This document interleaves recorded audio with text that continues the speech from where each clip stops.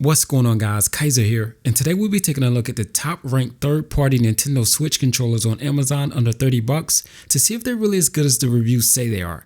With that said, let's get to it.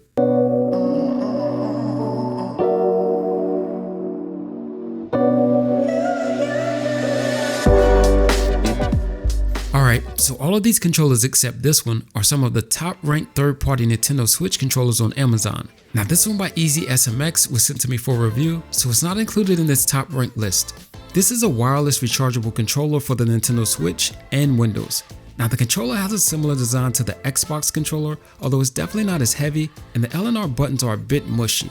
Now the Z buttons feel pretty smooth, although there is a slight wiggle present. So they don't feel as premium as more expensive controllers, but considering the price, it's a fair trade-off. Now the D-pad is really solid. It's not mushy, but it's not clicky either. The same goes for the A, B, and X and Y buttons. They feel exactly like the PS4 controller buttons. As for the plus, minus, home, and capture buttons, they did a really good job here. These buttons are recessed and pretty much impossible to click by accident. However, if you do need to press them, they're really easy to access. Now as far as the analog sticks, these feel really good also. Although they're not as stiff as some other premium controllers, there's not any dead space. Now this controller does feel good in hand, and I like that it has this added grip texture on the back. As far as features, there's no amiibo functionality or HD rumble, but it does vibrate and have an 8-hour battery life, which is pretty much on par with controllers in this price range. Now this controller does light up, which is pretty cool, and the overall feel and design is definitely good considering the price tag.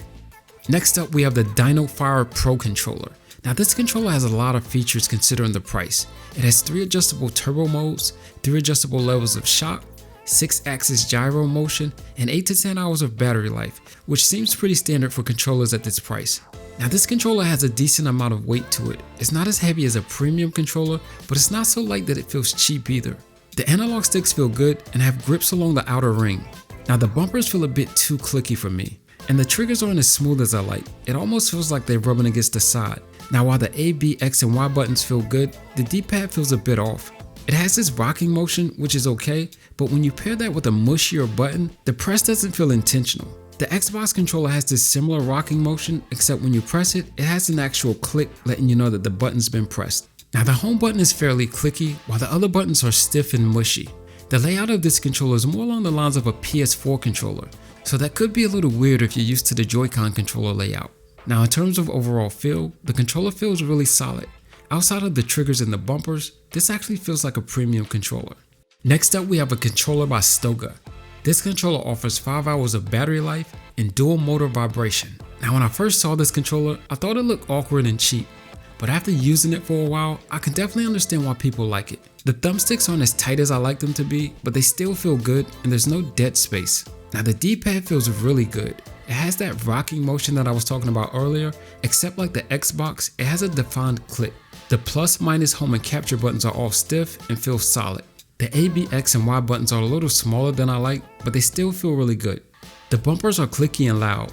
Now I don't mind clicky buttons, but I'd rather they be dampened a bit.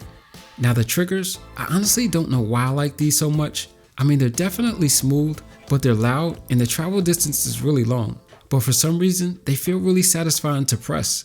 Now I know that it sounds like I have issues with everything about this controller except the D-pad and this weird infatuation that I have with the triggers, but the thing that I thought I'd hate most about this controller is the thing that I like the most, the feel. I don't know what it is about this awkward design, but it somehow fits my hands perfectly, and it's probably the most comfortable controller that I've used. And finally, we have a controller by Rickie Model. This controller has a 5-hour battery life and supports gyro axis function and dual motor vibration. Now this is hands down the best overall controller of the bunch. It not only looks like a chubbier version of the PS4 controller, but everything about it feels like it also. The weight, the buttons, the D-pad. The only noticeable difference between the two are the triggers, which have a shorter travel distance and a dampened click at the end. Everything else is almost identical except for the fact that this controller has a really nice feeling rubber grip on the back. So if you're someone who loves the look and feel of the PS4 controller, this one is pretty much spot on. Alright, so that's a look at some of the top rated third-party Nintendo Switch controllers on Amazon. I'll leave links below just in case you guys want to check anything out. So until next time, peace.